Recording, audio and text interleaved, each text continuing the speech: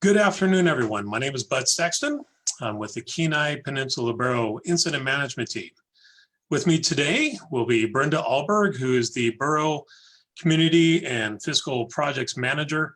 And today we want to be talking to you about the CARES Act and specifically about the borough. And we have $15 million that the Borough Assembly has allocated for businesses and nonprofits in the form of grants. So today we have the opportunity to really work with you, and we want to be able to answer your questions. We want to be able to help walk you through the process of what a grant application looks like. We hopefully will be able to answer all of your questions and be able to, again, walk you through this process to make sure we can help remove any hurdles you have, answer any questions you may have, so that way you can provide a successful application and as we go through this process. So today we're excited to be able to do this. I want to make sure you know that if for anything that we talk about today, if you want to be able to go back and really find out what questions we answered and maybe some of the steps, this will be recorded. And so you can actually go back later today. You can share it with some of your friends, associates, and businesses and other nonprofits out in the community, and be able to share it with them and go back as many times as you need to be able to walk through this process to make sure you understand it completely. We also want to say thank you to one of our partners, KSRM, who is sharing this live broadcast as well. So we're very appreciated of what they are accomplishing. Online today, we also have individuals who, if you put some questions you have in the chat room, they are either going to do their best to answer those questions, and we may try to answer some of those questions online live today.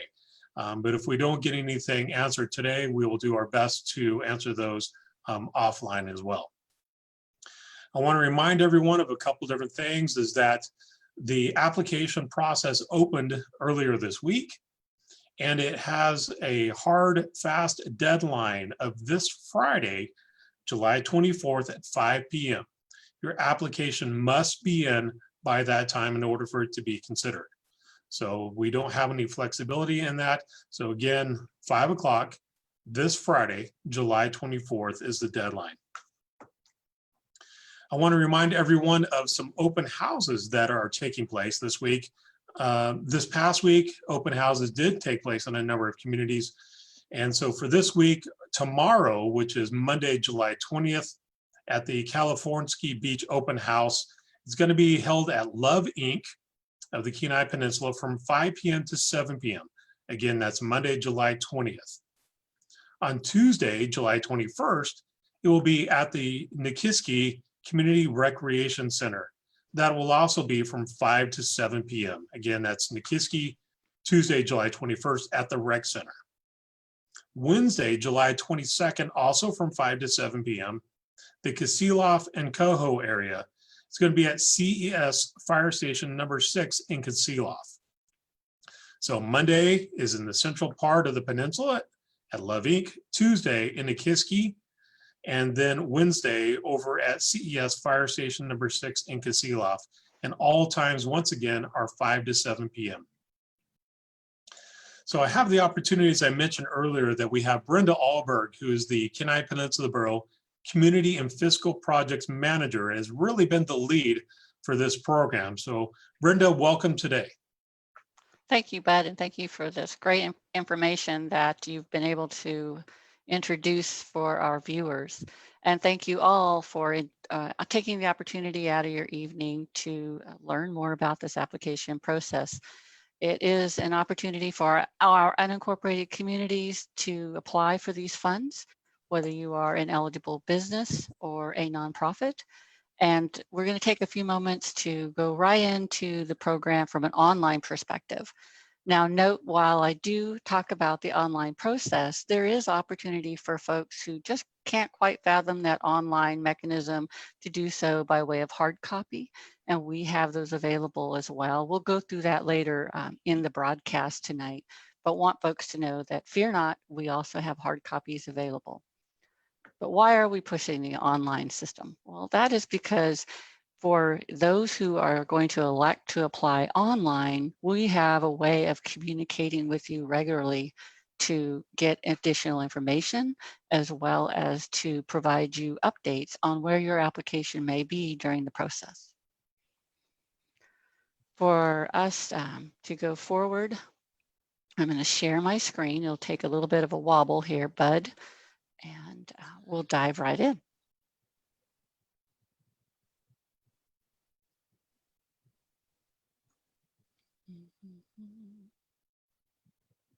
Okay, so the first thing we're going to look at, I'm going to move my screen, bear with me just a minute, is online through the Borough's. The easiest way to get through it is the Borough's main page, kpb.us, but we have a link that is dedicated to this program, and it has the online application. At this juncture, you push the button, you go right into the application, and we're gonna do that momentarily. But it also gives you accordion type drop downs to be able to get more information as it pertains to the application, those deadlines, those potential funding levels, what a small business needs versus a nonprofit needs to apply, as well as something that you should be considering before you apply, getting that paperwork ready to go. And then we're also updating frequently asked questions throughout this time period. And Brenda, so, I think we're seeing the KPB alerts page, which is an excellent way for people to be able to, recall and to share with individuals. And just as Brenda mentioned, the best place to be able to look for all the applications and frequently asked questions is at cares.kpb.us. And again, the other two avenues for people that need a specific question answered, sometimes they can also call 714-2153. And the email address is grants@kpb.us. And so I want to make sure everyone had that information as well. And then we will reiterate that at the very end, just in case you missed it. So Thank you. Back to you, Brenda. And I appreciate the prompt. I didn't realize I wasn't sharing the correct screen. You're going to have to let me know. That's the one thing about Zoom. It keeps everybody humble. So I appreciate that. So now that we're on the correct screen, this is the page I was talking about. This is the application page. It also is the informative page that I was talking about. So let's dive down into each one of these accordion files, if you will. This is what folks need to know if they are a nonprofit or a small business that intends to apply. Take a moment to look at each one of these check boxes as it pertains to your entity and what you will need in order to apply. This is something that's very important on the nonprofit side, as well as those businesses that do not collect sales tax, is if you choose to include your financial statements, it must be provided and indicated that it has been done by a third-party preparer, that is an audited financial statement that is done by someone other than you, and that it's also signed. That gives that level of separation, that somebody else looked at your books and can certify that yes, these things were done and according to the activities captured in 2019. We've had some folks that are just sending in their own like QuickBooks statements, and we appreciate that, but that's not something that is a credible source that we can verify. So we want to emphasize the importance of that audited third-party financial statements. And why is that so important for some folks that don't collect sales tax? We don't want to dismiss their opportunity to apply. We have those that are in the commercial fishing industry or the big game hunters, the big game guides that would also qualify. You have your own business. You are obviously filing your taxes accordingly. So that's where your Schedule C is going to come in handy, because that'll allow us to determine, based on what you recorded for 2019 gross sale or gross revenues, the potential amount of your award. So I won't belabor this, but this is really important to look at firstly. Start from this perspective to see what you're going to need. Something that's also been a little bit intimidating for folks is they'll say, I have to create a budget and a narrative. What does that mean? And, you know, do you need me to break out a green sheet or a spreadsheet and start writing? And no, really what we're asking for is, what do you intend to use the money for? And give us a brief narrative. I plan on using these monies to offset operational costs because I wasn't able to function. The government has asked me to close down for the safety of myself or the public, and in doing so has created a financial hardship on our businesses. So we'll also go into some of those, what could be potential qualifiers. But jump in there, I'm talking way too much here. And Brenda, as we want to make sure we reference on the right-hand side of the screen to really talk about the unincorporated communities of the borough.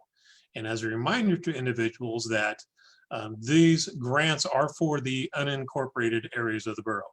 So if you are within a city, we encourage you to talk with your city leaders and specifically what they may be doing as far as any care grants. So the grants that we're talking about today are for the unincorporated areas of the borough. And you'll see on the right-hand side of the screen, there are a number of communities that are listed there, which are the unincorporated areas. And there's also a way, if you have any questions about whether you are in the city limits or not, Brenda, I don't know if you want to talk about this now for the jurisdiction map, or if you want to cover that a little bit later. So I'll let you. Yeah, we can go into that. So if you have any questions, go ahead and click through there, Brenda. And if you have any questions about whether or not you're in the city limits or not, we have a real handy tool to be able to do, which is the jurisdiction map. And before I go in there, I just want to point out the 30 unincorporated communities that are listed. Those are taken from the federal census district precincts. So if you're not seeing a place like Avalanche Acres or Lawling, some folks know where Lawling is, or other areas that may not be listed. These are just the federal designated areas that are recognized. That doesn't mean it excludes a smaller community that may not be listed. But yes, the importance is that you're outside of city limits. And how do you find that out? So we're going to go up here to the jurisdiction map. And I'll close this. This is a great tool that the GIS department put together, and you simply type in your address. And, oops, that's not gonna let me do it. I'm going to pull one up.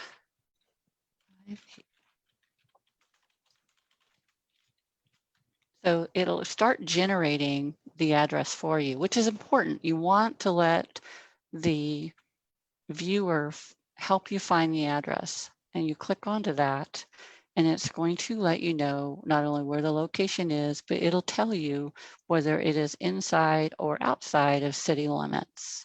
And this just happens to be CES Station 6. It's in Kasilof. It's also where we're going to have the open house meeting on Wednesday, July 22nd. And Brenda, why is it important for individuals to select as, rather than typing that all out in that search bar themselves, why is it important for them to go ahead and select when it pulls it up below that screen? Because we're going to tie this back to the actual application where, again, it's going to match whether it's inside or outside city limits, and in brackets, it will say, yes, outside the city limits. And that's good. You want the application to do the verification for you. So let's type in another address here. So we're going to type in North Binkley, which is the borough's administration building. It's inside of Soldotna city limits. You can see it says no, that it's not outside of city limits. So it's a clever little tool for folks. It's actually pretty darn handy for those that aren't sure whether they live inside or outside of city limits if they're on the cusp of that boundary. So let's go back to the home page. We talked about those accordion levels of information. So the application period, as Bud had stressed, does close on July 24th at 5 p.m. And that's important to note.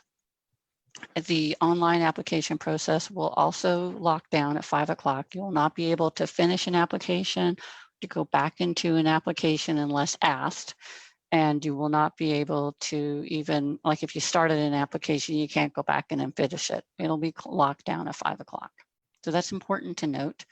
So Brenda, what about those individuals who are not able to do it online? They would rather print it off and drop it off, but they live in an area that's not really close to the Borough building. What should they do? They can either drop it off, well, the two things, they can mail it hard copy, and as long as it has been postage stamped by July 24th, then it will be accepted. Or it can also be taken to the main Borough building in Soldotna or to the annex building in Seward, which here's the addresses to it, or to the Homer Annex building in Homer. At those two locations, you can also drop it off. Be sure to ask folks that take your application to timestamp it for you, put the date on it, and so that it'll be validated that yes, it was received before the 5 o'clock deadline. Individuals at these locations know that they cannot accept your application after 5 o'clock. Coming down to the additional accordions. Brenda, one question as you're clicking through the next one. Earlier, you mentioned inside the city limits. So, for a business owner, is it where their business is located or where the owner may live? Well, that's a good question. It is where that business is located that's going to validate whether they are eligible or not. Now, for our commercial fishing industry, we know a lot of them live in different areas throughout the borough, including they may live inside of a city limit, but we are able to verify through their commercial fishing permit the areas where they fish. Obviously, they can't catch fish on Binkley Street, but they can catch fish in the inlet. So that allows them to be eligible. So good question. The other thing I'd like to note is this was a handy little tidbit that our IT and our GIS folks were able to add, is if you don't have a scanner, you can take a photograph with your phone, and they were able to add some tidbits on just exactly how to do that with your phone, because a lot of people don't have scanners. But if you take a quality photo, or even if you walk through the steps on how to scan a document with your phone, those are eligible to upload into the application. And we'll look into that here a little bit. Brenda, is there any way for individuals can they fax it in? What other methods are available? If they cannot, again, if it's going to be a hard copy application, then we want the whole thing in gift wrapped in one package. We don't want it coming in separate pieces that we're expected to cobble. We can't do that.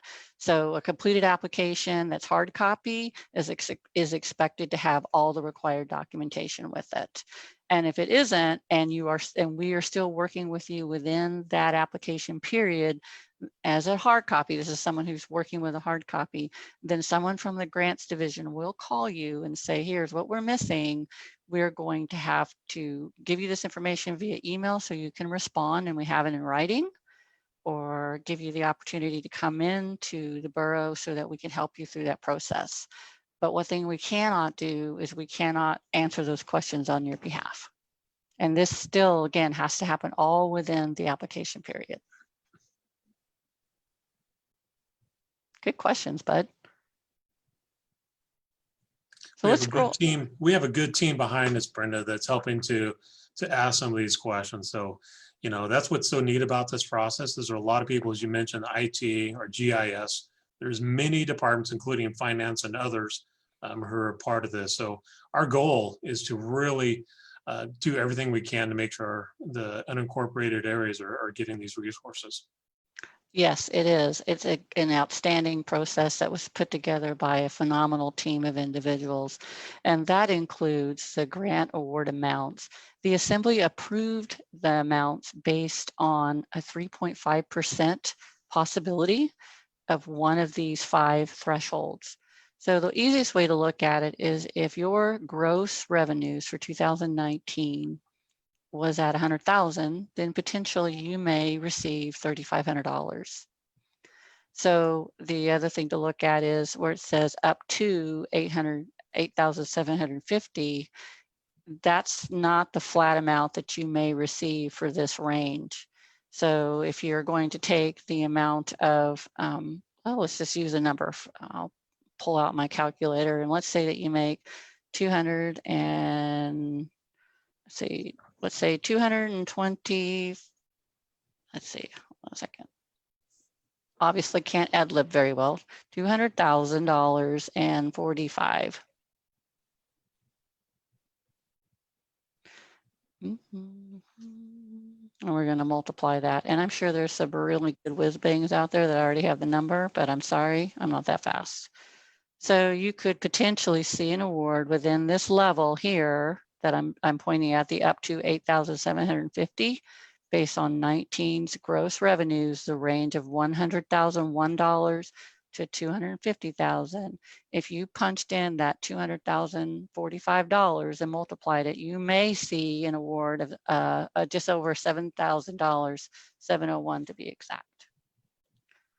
So Brenda, as you highlight some of these different grant awards amount, again, this is the amounts that the Borough Assembly has determined.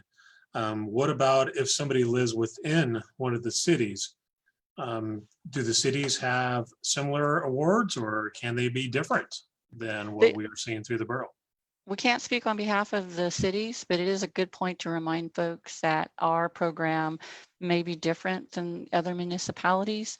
And so it's important to note that if you are eligible to apply for a city program as well as the borough's program, depending on what your business is. For example, you have a business that is located outside of city limits, but you may also have a location that's in another city, then they allow you to apply for theirs.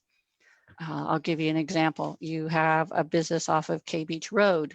You can apply for the borough's business. It looks like you might be eligible to apply for up to $35,000. In the application, we've asked you, did you apply for a grant in a city? Yes, I did, because I have a location in a city, and they have given me a $10,000 award. What the borough will do is look at both those applications and potentially subtract the $10,000 from the 35. So you would see an amount of potentially 25,000 from the borough's grant program. Good question, Bud. And Brenda, as you're talking about some of the different programs, because I know there's other state and federal programs as well as we're going through, this time of COVID. So how does this program through the borough, how does it gel with some of these state and federal grants that are really out there? Gel is a great word. It has been a noodle bowl is what my technical term is. There has been a miscommunication, I shouldn't say that, some misunderstandings based on the initial rollouts of federal programs, because everyone was trying to do the right thing and trying to get the aid out as quickly and as effectively as possible. And what that's done now that you're looking at the borough's programs is folks are wondering, well, are we really eligible to apply for the borough's program? And what I would encourage you to do is, yes, please apply. Once you've gone through our guide and read the information and you feel like, yes, you do qualify, please do so. If it does not preclude you from, if you've already applied to other federal programs, all we ask is that you please list that. Yes, I have applied and received a state, federal, private assistance as it relates to the impacts from COVID. And that's not going to ding you. It's not going to disqualify you from applying for the borough's program. Most importantly, what we're trying to prompt is that we don't want folks to what's called duplication of effort. We don't want you to take that same bag of receipts and apply it to 3 or 4 different grants that you've received. The grant that you receive from the borough, you have to be able to have the receipts for that borough grant. No different than if you had another federal grant, you'd have a whole separate financial activities and backup for that grant. And I think that's also been a challenge, I think, for some of the other federal programs who said, hey, if you've applied for one, that disqualifies you. I know there's some changes in some of the other programs where they're finally seeing that, yes, you can still apply for ours. I don't want to speak on those because then that'll just start getting a little too information overload. Pretty far into the weeds. Yes. Brenda, I know one of the things, I know we have a couple other, drop downs here, but I'm really excited about the frequently asked questions Mhm. that is there. And I know we also want to be able to move on and be able to take a look through the actual application. So maybe do we want to highlight the FAQs for a moment? Because there's so much useful information out there. Again, the team has really put together and really thought through the whole process of what are some of those issues and questions that people might have. But it's such a great resource out there. Sure. I think before I do that, I do want to share with folks, because I know I can get a little crosshaired when I'm doing accordion drop downs, is if you come to the very top of the ribbon, the black ribbon, the word information allows you to download a hard copy of the guide, which makes it pretty darn slick. Can you see it, Bud? I can. Okay. It makes it nice for folks, as I'm a little bit old fashioned. I like paper still, and the things you're seeing online are now presented in a hard copy. It's 12 pages. The only difference between the online and the hard copy is that the frequently asked questions are updated online, which is a nice segue to go to frequently asked questions. So you can see we've populated several questions. Please take a moment to look through them. And if you feel like you're still not getting the information you need, please provide your question in the comments tonight or give us a call Monday morning. I'm the only one in the office right now, Bud, you're across the street. So, so that would be much appreciated. You're still keeping our physical distance. Exactly. And then you can also email us at grants@kpb.us. But you can see where we have a there's whole team of individuals that are doing a fantastic job to answer those phones, and really, sometimes it's just a really simple yes or no question. And to be able to get that answer is really helpful for individuals. Absolutely. So let's look a little bit about what to consider when applying. This is also important, is we're going to ask the applicant to self-certify that all the information they've given us is accurate and truthful, and that they will also be attesting to the fact that they will remain in business. They will retain the records. Of course, they have to expend the funds by November 30th. And that's really important to note, because while the grant itself has an end date for the borough of November 30th, we're asking folks to try to get it paid down by November 30th or pay back the funds. We're also going to be reaching out to a handful of folks once we've got all the awards issued. And it's called a test, a batch. We'll run a batch of all of the awards and start calling folks and asking them to provide their backup documentation on how they've spent the funds, or if they haven't quite done it yet, how we can help them to ensure that that's done properly. And we'll probably start making those phone calls by mid-September, if not the first part of October. So, and Brenda, that's a really good thing to highlight for individuals to keep really good documentation of what you are spending that money on, because there is some verification, right, to make sure that what they say they're going to use those funds for, that it is indeed what they're going to be using those funds to pay for. And as you indicated, it has to be by November 30th of this year. So when you are looking at what you're going to use those grant funds for, it is important to make sure of that timeline to be able to keep within the grant guidelines. That's a very important thing with grants. And Brenda, some people are even though we hear the word grant, does that mean they have to pay the money back? Is that thing, or is this does it have to be repaid? I mean, is it different than a loan? It is different than a loan. It truly is a grant. You will not be asked to pay it back. The only caveat to that is if you have not expended the funds by November 30th, you will be asked to pay back the unused portion of the funds. And that's where those phone calls come in. in the end of September, the first part of October, is reaching out to people and asking them how you doing. And if you've spent those down, let's look at your audit trail. Let's look at your receipts. And if you haven't, let's talk through how you can spend them down. First and foremost, any one of us at the borough, our main priority is to help our residents and to help them be successful and to help them get the aid they need. I know we can't make folks whole. We know that we can't give a huge amount of money, but trying to do it across the board at the 5 different levels for both nonprofit and business, we're hoping at least we can help pay down some of the expenses, help them with that assistance. I think it's also important to note, these are federal funds. And so you may be required to report those on a single audit, particularly if this federal amount, in addition to other federal funds you receive, adds up to $750,000. You will be required to do a federal single audit. So something to be noteworthy of. We're letting folks know that they will be responsible for seeking independent advice on how to determine their tax implications. If you don't mind, I'm going to take a drink of water. I'll let you ask me another question. Yeah, and Brenda, that's a really good point. When we talk about tax considerations, and for individuals, they really need to talk with their tax advisor on any tax implications for these funds or any other type of funds that you are receiving, whether it's a nonprofit or a business.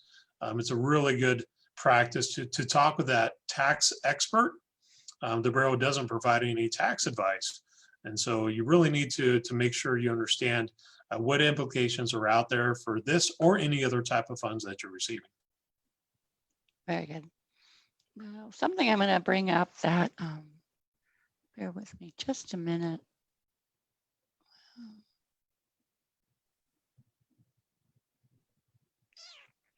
As Brenda is scrolling through that, this is just a real good example of, take some time and really go through this whole website, the frequently asked questions, whether it's information, all the different resources that have been very well considered and put out there.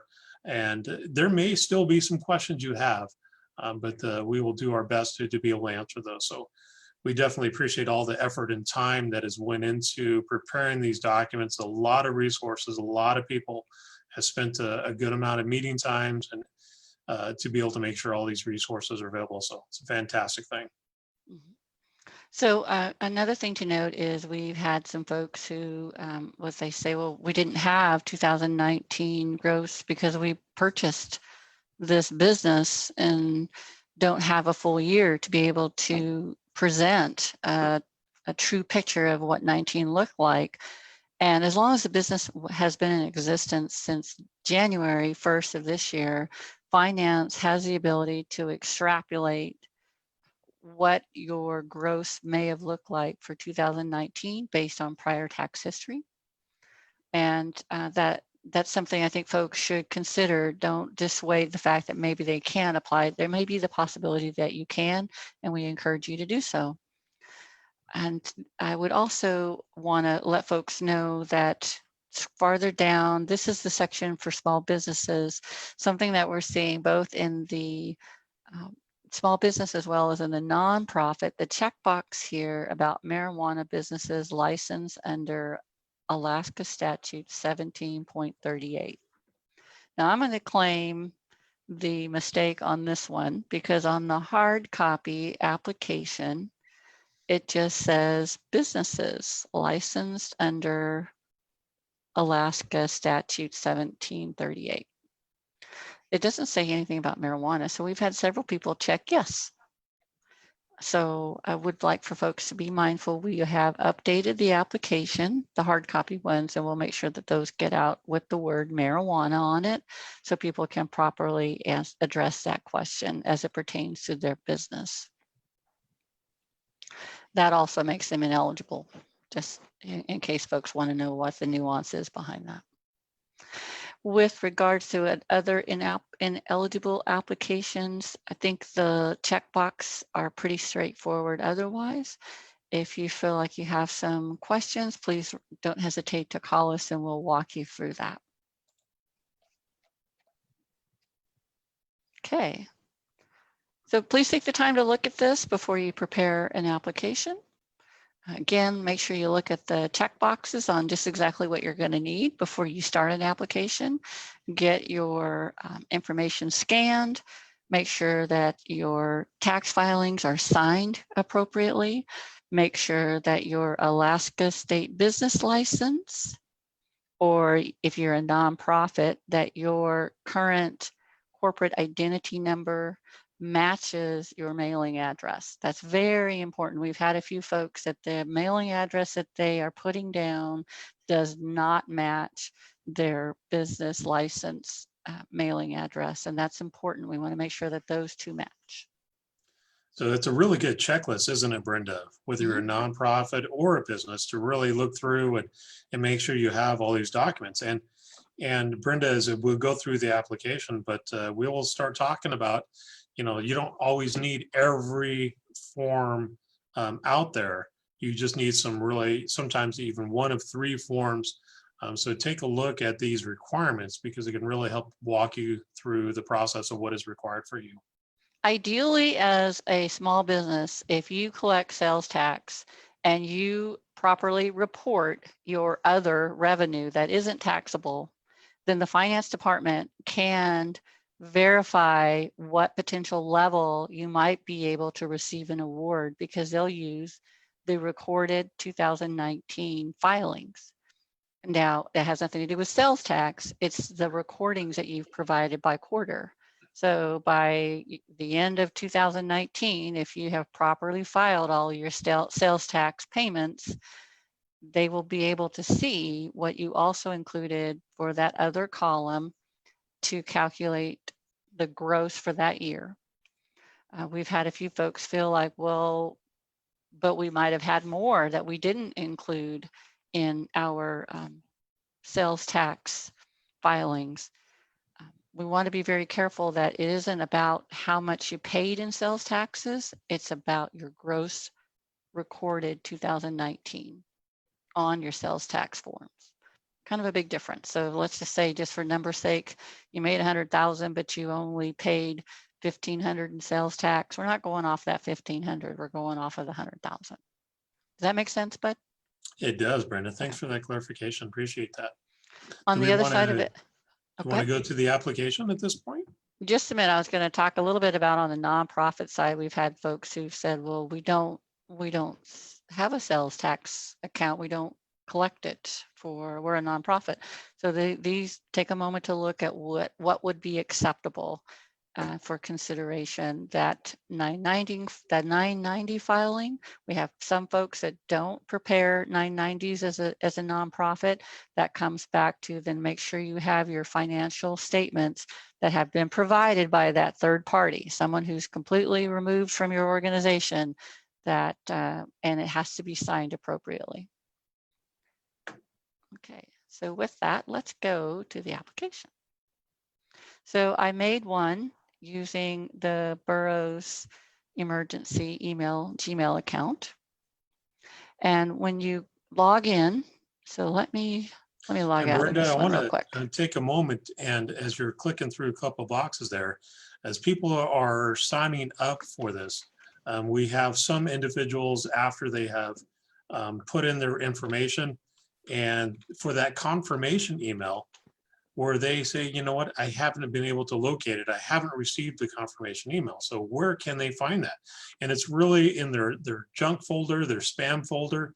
Take a look for that, and it'll be that no-reply, and it'll come from the kpb.us, and I believe it's STYX, if I remember correctly. So it's a good opportunity to take a look through your junk folder for that confirmation email. And with that, even before you start, we've had some folks think that they can use their credentials for paying sales tax online. That's not going to work for you. You have to create your own. So the green button, if you haven't already signed up, sign up first. And then, as Bud is talking about, check your email and click the confirmation so that we know you're a real person. And as he has stated, some folks are finding it in their junk mail. So I've logged on, I already started an application and it's given me a window of the things that I'm missing. So I have the opportunity in about the middle of the screen on the far left side, we can go in and hit edit. Before I do that, this is the dashboard. This is the online process that IT and finance and a team of other folks were able to get together and build so that with the emphasis of making it a credible, fair, and equitable process for all applicants to navigate through and to populate their information to be considered for a grant. And I just want to give a huge shout out for those who truly burnt the midnight oil to make this happen for the opening of July 13th. So something to key in on is you can come back to your application. If you realize you needed to scan something or get some clarification, you can save it and come back to it, which is what I've done here. And you can see where it's given me the prompts of some of the things that I'm missing. So I'm going to go back into edit. And you can see where I've started populating information. This is important where it says date business. I'm gonna walk you through this a little bit quickly, but I want to point out, please populate the information exactly as it has asked you to do so. For example, the date cannot be, it has to be numerical in this format, month, date, year. And we've had some folks who've written it down November or July 19th. Or just given us a year. So take a moment to truly find out and verify what the date is of your established business. The owner's name needs to be the same as what it is on your license or on your schedule or on your business license, your state business license needs to be the same. It needs to match. If you are a partner, we want to make sure that we have your name. If you are the primary shareholder of that organization, we want to make sure your name is there. You can have somebody else as a different contact if it needs to be. So we can certainly put Bud's name in there. Whoops, and I'll spell it correctly. Sorry about that. Thank you, appreciate that. Another format hiccup is let's make sure you put your brackets around your area code. I know a lot of us know Alaska only has one area code, but let's make sure we put that in there. We have a lot of people who are using cell phones that are coming from other areas of the nation. So this is also important format. And just as a reminder, those are the numbers, the 7142153 for the grants number. If you do have questions as well, that is the correct email address if you have questions as well. Thank you. So here's where I was talking about, I'm gonna go ahead and wipe this out for a second and I'm gonna try to go ahead and populate it again. Oops, well, that didn't help. So I'm gonna grab Station 6, CES Station 6 physical address again, or maybe. And I just wanna use their address so it can show you what it, see how it gives you a drop-down menu? Click it, don't override it. So you click that, that's important because then the reviewers also have it that it's been verified by the system to be outside of city limits. Pretty handy to do. We talked a little bit about your business mailing address. Make sure that it matches your business license. Your tax identification number or your employer identification number, perhaps your social security number if that's necessary. I went ahead and populated a document for this. One thing to note, for those that are a bit savvy on doing attachments, is typically you click choose file. I'm going to go ahead and do it. Choose file, and I'm going to put in the public notice for this, okay? That's all you have to do, and it'll upload it. Brenda, you don't have to click it again. Before we proceed off of the screen, we have a question from KPB Alerts, and as somebody that is a fishing vessel and permit owner, what do they write in for a business name? So you're going to want to put in your permit number where it has your business license, and then, well, we haven't got to that one yet, but for your business owner name, I would put in the name of your vessel if you're a commercial fishing vessel.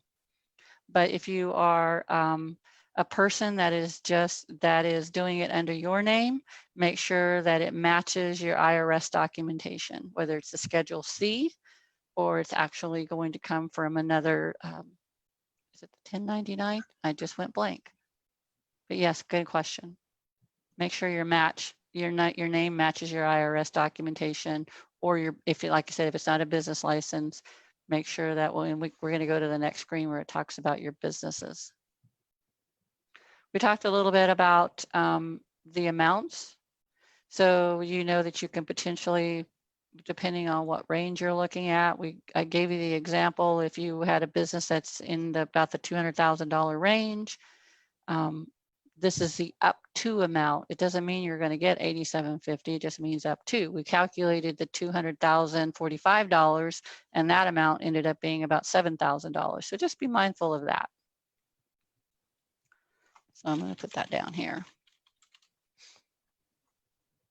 So here's where you have a choice to create what your revenue verification document is going to be, whether it's the sales tax for 2019, whether it's going to be a Schedule C, or if it's going to be those financial statements. This is where we should have put the word audited, third-party prepared financial statements. And so our apologies for that, but just please note, we really want to make sure folks understand that separation and why it's important it comes from a third party. So Brenda, do they have to provide each one of those documents?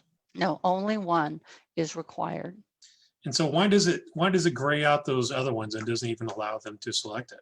Because you only have to do one. So let's say that I went to the sales tax, and it's going to prompt me to give the sales tax number. And that's something that you should have on hand because you're paying your sales tax quarterly or maybe annual. Some folks might be still doing it monthly. I don't know if that's even happening. Well, let's go here to Schedule C, and I'm going to click File to Choose. I'm just going to go ahead and put in the public notice again, and you can see that it's there. The financial statement's gray, as well as the sales tax account number is gray because those documents were not selected. I didn't choose those other ones. So let's see that Brenda's demo business is a fishing permit. So I'm just gonna put down a number, whoops. And then I'm gonna come in here and confirm if it is a fishing permit. I'm going to take a photo or a scan of those and choose the file and upload it here. We've had questions where folks have said, well, what if I have multiple permits? The recommendation is if you're recording it under all that information under one Schedule C, that's one application. So then you'll want to provide all that information in your attachments. It could be 4 attachments. So again, I'm just going to do this public notice as my fake attachment. Is my business a franchise? Nope. And I don't need to do this one because it's been grayed out. Do I have any outstanding liens or formal payments, a formal payment plan that's been established or broken? We have some folks that need a little bit of help, so they have an established formal payment plan with the borough to ensure that they're still being able to meet their financial obligations, the sales tax that they may owe. I'm going to say no, I don't. Brenda's demo has not been in bankruptcy proceedings. And says, is your business physical presence in the borough, but located outside the boundaries of the 6 incorporated cities? This is important because it's basically saying, where's your business located? Now, we tied in that it's CES Station 6, that's in Kasilof. So I know that it is in the borough. It's physically located in the borough, but it is outside the boundaries of any one of the 6 cities. Does anyone know? Can anyone name our 6 cities? That'd be kind of cool to see if somebody could put that in the comments.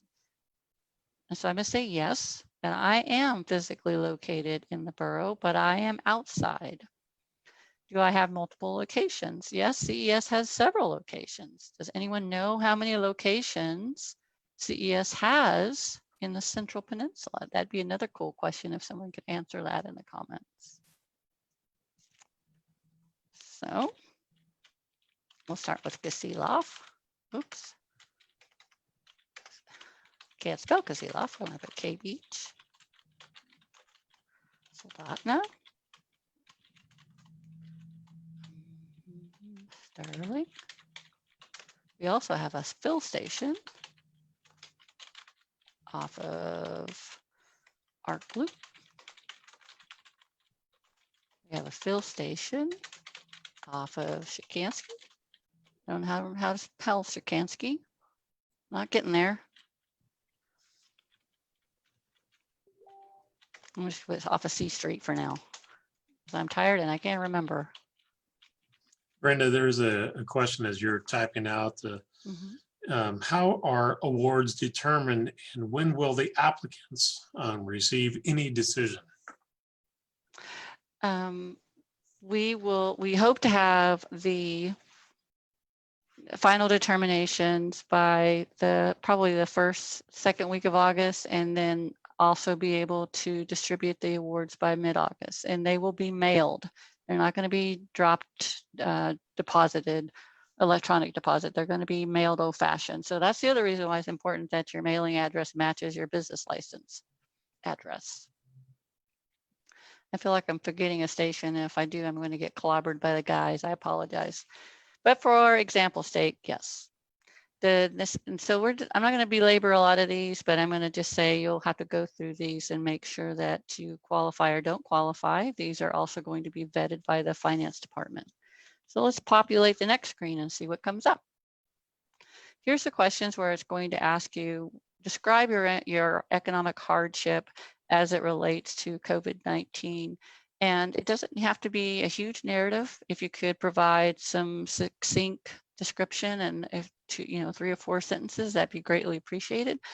And then of course, this is where we talk about if you have obtained other state or federal assistance, and you can list that. If you have not, just say no. If you have applied, but you haven't received anything from the state's example is a good example, the one that's being done through Credit Union 1. If you've applied, but you haven't received anything, that would be great if you could just note that. It's not going to disqualify your application. The purpose of this question really is that upon approval of your application, these things are listed, and then that could help with the audit should your application be chosen to be audited. I'll take a moment here to also remind folks that upon approval, your application then becomes basically your grant agreement, that you are going to do everything you said you were going to do as you described in your application. Here's another one that I want to also reference, if you could scroll back up just real quick. Sure. For individuals, if you look up in that top right part of the screen where it has that ID number, that is a very important number. That's your identification number for your application. And that's how, when you have questions, you will be asked for that number to help to make sure we know who we are speaking with. So that's an important ID number to make sure you keep track of. Thank you. And actually, that's also a good prompt, because this allows us to have that reminder to let you know we have a good communication with you as an ID number throughout this process. And this number lives not only with the additional application, but also to close out. So it's pretty darn handy for all of us around. Here we have another one that seems to be tripping folks a bit is if you've received a grant from another municipality, one of the cities in the borough, and we say yes. And let's say that we have received $3,000 from Homer. We want to make sure that we put zeros in the other ones if we haven't received any grants from the other municipalities.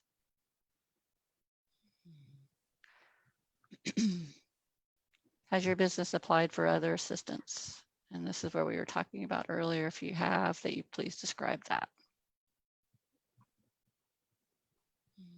And I don't know if it's going to kick me back because I didn't put anything in these. So I'm just going to put some word salad here.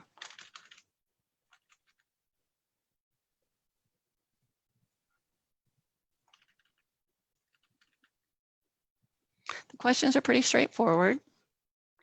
and populate your answers, your responses, and move on to the next. Here's the attestation that we talked about that is also, again, moving that application into your agreement should you be awarded, that you'll put your initials here. And as we talked about earlier, this is a, when you're agreeing to receive these funds, you are attesting that you will spend those funds just as you have put in the application. So this is a definite requirement. And so make sure that what you put in the application is exactly how you intend to spend those resources. Thank you, Bud. We also have here at the bottom those who may have chosen two options here. We definitely want folks to try to apply online. So important so that we have that constant communication with you via the ID number that Bud talked about in the upper right corner. But we may have folks that will have to have hard copy applications submitted. We have a person in the borough that will serve as a proxy that will enter your application into the system on your behalf. And if that application will be scanned and put here so that it says verbatim what you've said in your application. We talked a little bit about working with those individuals who select a hard copy to be the method of submitting a request. And during the application period, we'll reach out to those folks that have submitted hard copy. If there's something that's unclear or something's missing from your application, we're going to have to call you and ask you to come in or to provide it via email. So with this, I'm going to just put in the public announcement again, and I'm going to hit save. Let's see what it's told me that I have or haven't done. So it just lets me know that there may be some questions here that may disqualify me. That means they've been flagged for some reason. And I can go ahead and submit my application here, this radial button that says submit. Or I may go, oh, I'm not feeling warm and fuzzy. I'm going to go back and edit it. Or I may say to myself, I'm going to sleep on it. I'm kind of tired. I'm going to check out for a bit and I'm going to log off. So I can log off in the upper right corner and come back to it tomorrow if I'd like to. Just remember that we want to make sure that you have submitted your application before that 5 p.m. deadline on July 24th. And Brenda, so we do have a question in the chat room that asked how many applications have been given so far. And I know we have indicated we've received about 390 applications. And what about the people that have heard this is like a first come, first serve process? It is not, it is not a first come, first serve. It is actually, the borough has the right to prorate the awards based on the amount that we have to work with. So that'd be awesome if we are able to get enough applications that we have to prorate the 15 million. That would be an outstanding problem to have. So it is not first come, first serve. Please take your time to do the application. The caveat behind all of it is making sure that you do this within the project or the grant application period. And Brenda, as I'm looking at the time, we're just a few minutes shy of the hour that we're trying to keep this to, but we also don't want to shortchange anything. We want to try to make this as comprehensive as possible. So what about individuals? They say, how do they know that you received the application and that everything has been good? What would you say to them? What's that that reaffirming warm and fuzzy thing that we want to be able to tell them that we have their application? The online applicants will receive updates where their application is in the process, and if it has been accepted, they'll get that. As far as where it is in the review process, depending on the many levels of verification it has to go through, we're not going to be giving those kind of updates. This is going to be highbrow. Yes, it's been received. Your application has been received. And then if we have questions, then we'll send an email. So check your email regularly. Make sure it's not in spam. Make sure that you have recognized the email address.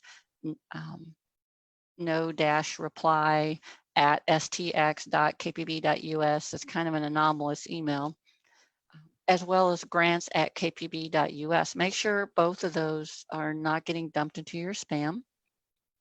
And if you are asked by a reviewer for more information, go back into your application. You'll have the ability to do so, to upload that information that the reviewer is asking.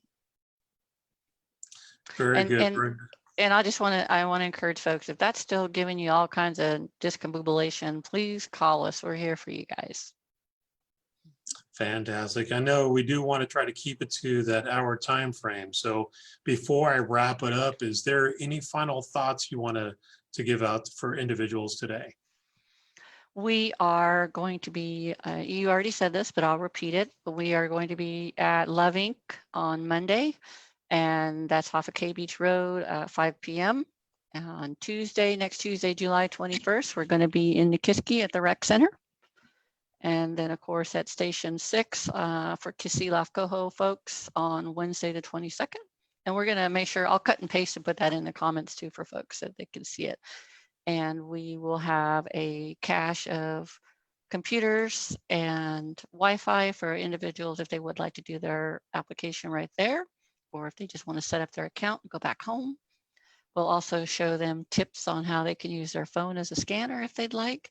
We truly are here for them. And our motto is, let us help you get to yes. And if not, by golly, we're going to get it in for consideration and see what else we have to do to make sure it's a viable application. Fantastic. Well, Brenda, thank you so much to you and your whole team. It really is a team approach that's been going on. And so once again, a couple of resources for you. 714-2153 is the grants division number. And if, please be patient. If somebody doesn't answer your phone, you can leave a voicemail and someone will get back with you. The email address is grants@kpb.us. So again, be able to share your questions or comments. We have a lot of people, as already been mentioned, a lot of departments throughout the borough really pulling together to get this funds out to our community.